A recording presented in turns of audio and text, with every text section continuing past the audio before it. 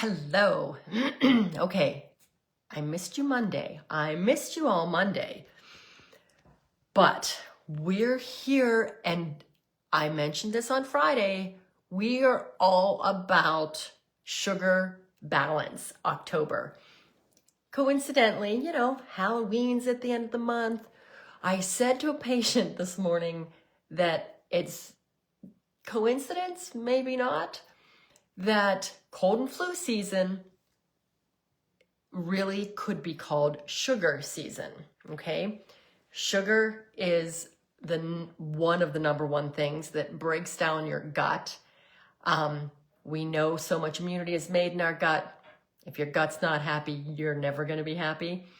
And sugar also decreases your immunity. It is a poison, I hate to tell you. But sugar, anything that turns into sugar, so highly processed carbohydrates, simple carbohydrates. Now, that being said, we also, now the weather's cold, we're going to be in the house.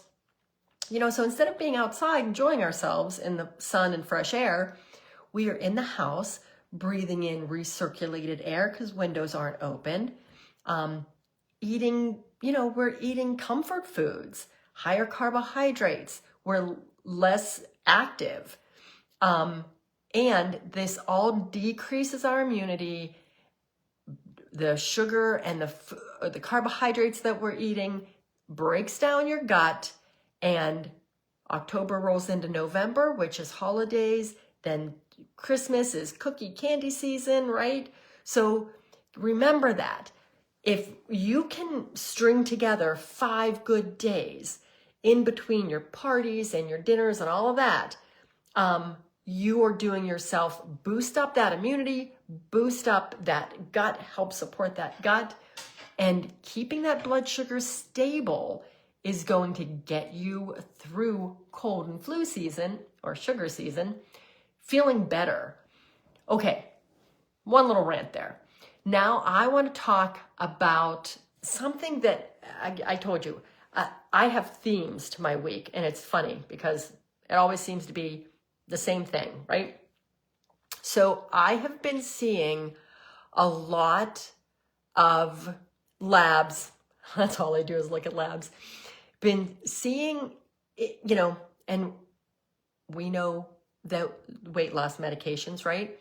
I have been looking at labs and seeing blood sugars and A1C come down, but insulin is still elevated. Now remember, fasting insulin at 6, starting at 6, we see insulin resistance.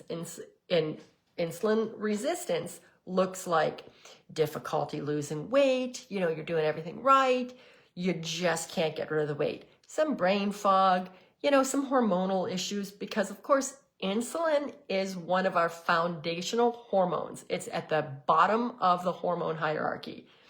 If that is not stable, all the other hormones don't have a solid foundation. So insulin resistance is different than just bringing down your blood sugar level, okay? So you can easily bring down your blood sugar level, your daily blood sugar, your fasting blood sugar, and your hemoglobin A1C by eliminating carbohydrates, eliminating foods, sugars, paying attention to being protein forward, okay? I talk about this all the time. Protein, veggies, healthy fats first, carbohydrates last. We want to decrease that insulin spike, right? We don't want the highs and the lows. We want little blips, okay? So that is what we're looking at. That is what brings down your hemoglobin A1C and your blood sugar pretty quickly, pretty easily. You do it, you follow it, simple. The problem with insulin resistance is that it literally is happening in your liver, okay? So when you're looking at trying to get that insulin is driven by cortisol, not just blood sugar alone. So if you're looking at complete comprehensive labs, and you all know I love my fasting insulin levels, I think it's the most important metabolic lab we can get, and no one's getting it. So if you're looking at getting that insulin down to 6 or below, we really need to focus more on the liver and not necessarily, I mean, of course, food, but the things that move the needle for insulin is nutrient replenishment, okay? Magnesium, chromium, zinc. Hello, minerals. Minerals are so important. They are, I'm not a quick fix person. I do not believe there are any quick fixes. If you want to do the one thing that you're going to get a huge benefit from, one, I believe, is balancing the gut. Below that, the underpinning to gut health is nutrition. And I don't mean nutrition, but minerals, specifically mineral balance. All those little trace minerals that you hear about, but are like, what's boron? What am I supposed, where am I getting boron? Yeah, I get zinc and all that stuff. You need them in the right balance. These are literally micronutrient deficiencies. This is why we need to rebalance. I'm a fan of giving your body what it needs. Test, don't guess. Berberine is a good supplement to help nudge that insulin needle along. Resistance training, okay? All things that open up the muscle cells for the muscles to absorb the glucose. Time-restricted eating and lowering that carb load. So lowering the carb load, can bring down the blood sugar and the A1C. What the time-restricted eating does is it really focuses on cleaning out the liver. It takes your liver 12 hours to burn through all the glycogen stores.